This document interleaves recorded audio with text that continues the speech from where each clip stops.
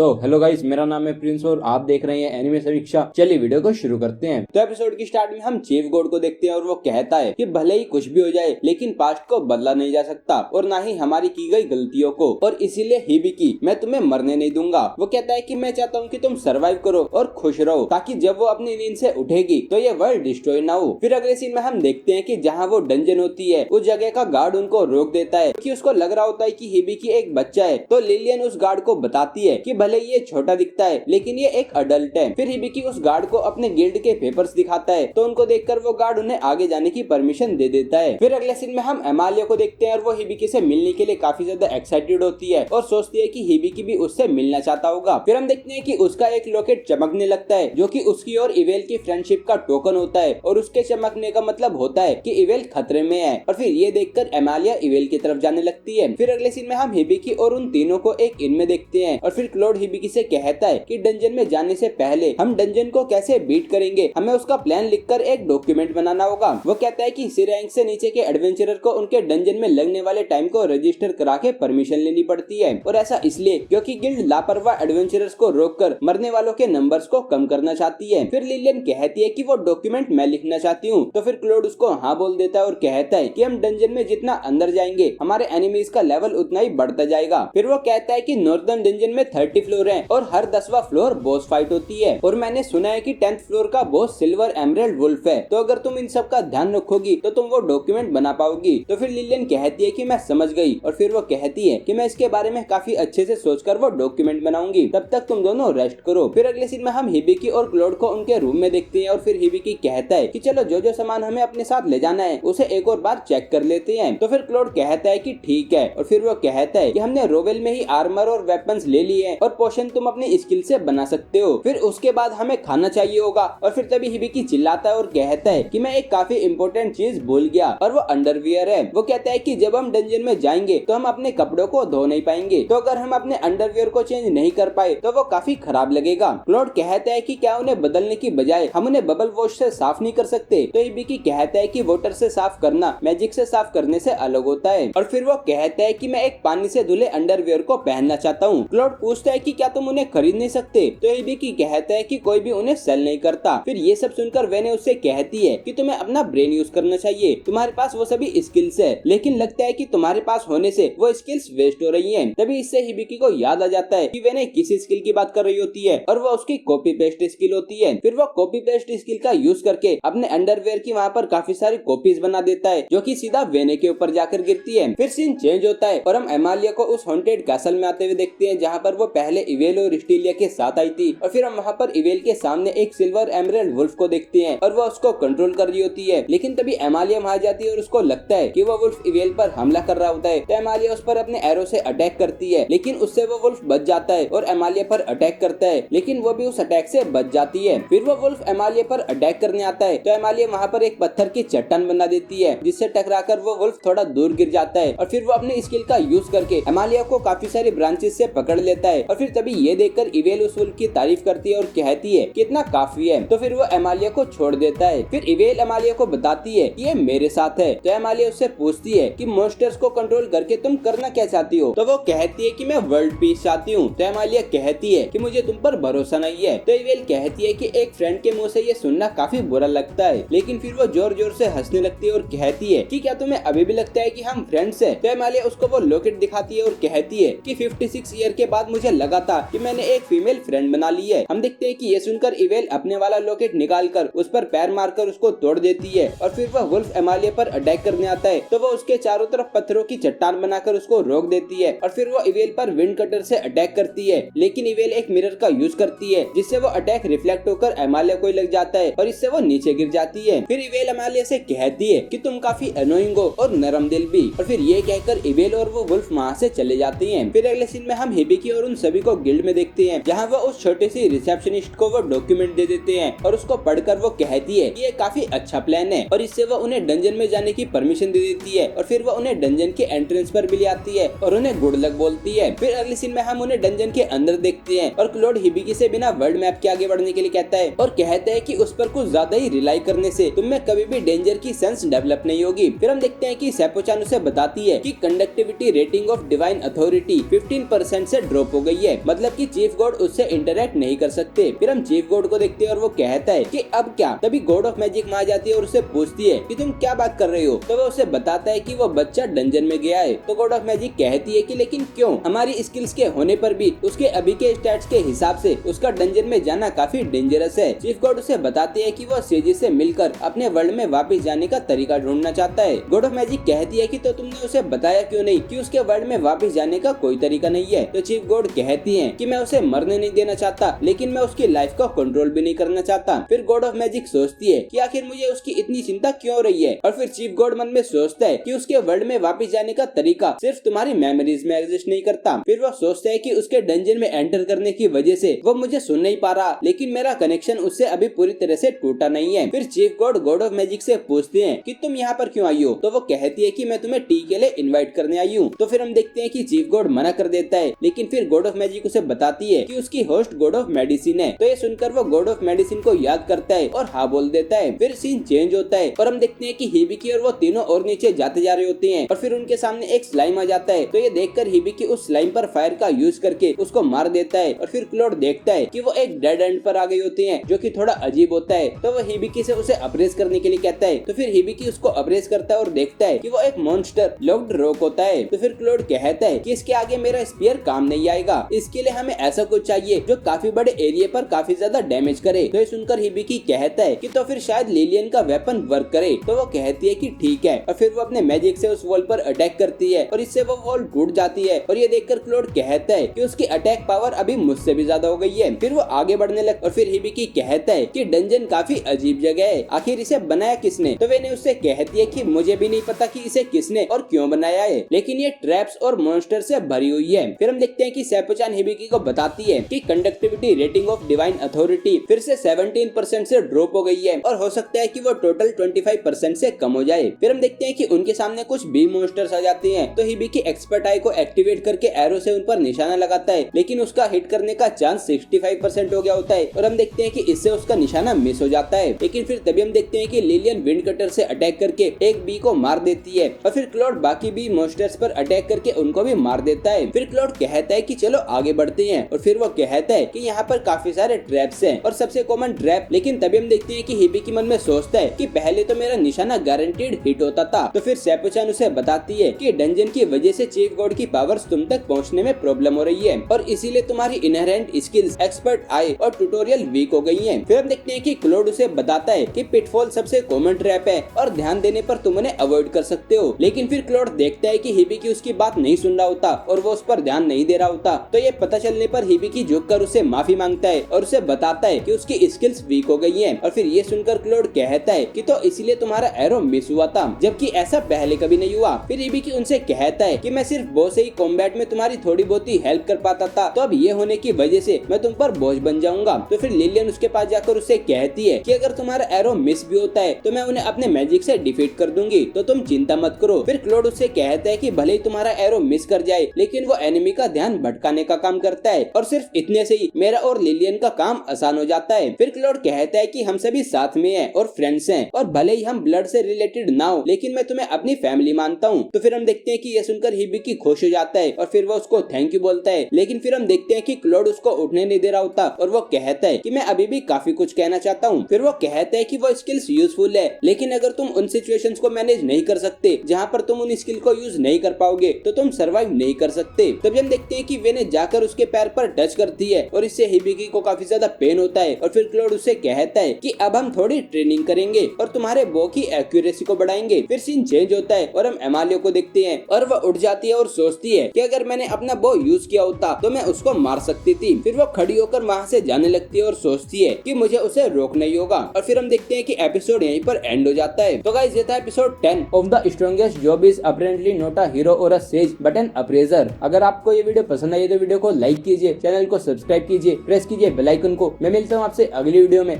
Thank you.